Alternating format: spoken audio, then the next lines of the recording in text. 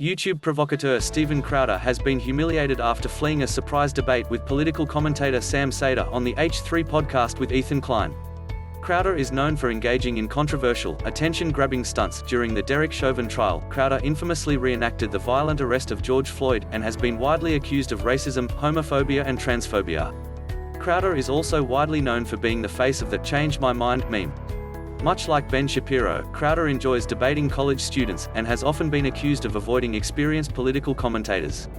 Crowder allegedly turned down an invitation to debate Seder at Politicon back in 2018, and was widely suspected of seeking to avoid a humiliating takedown.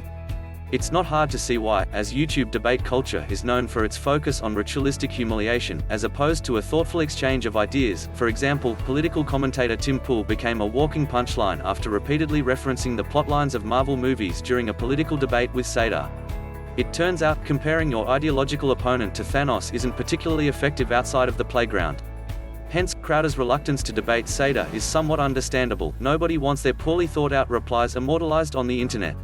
But despite Crowder's hesitation, Seder managed to ambush Crowder after Ethan Klein brought Seder onto the H3 podcast without telling Crowder beforehand.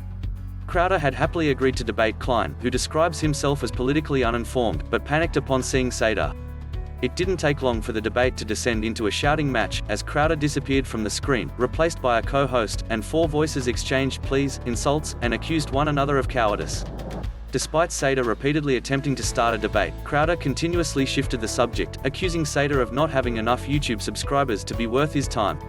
As the minutes passed, Crowder grew increasingly frantic, throwing a range of insults at Seder to see which would stick. Before he finally fled the podcast, Crowder repeatedly insisted that Seder remove his glasses, for some reason. It was a bizarre spectacle that provoked mass mockery on Twitter.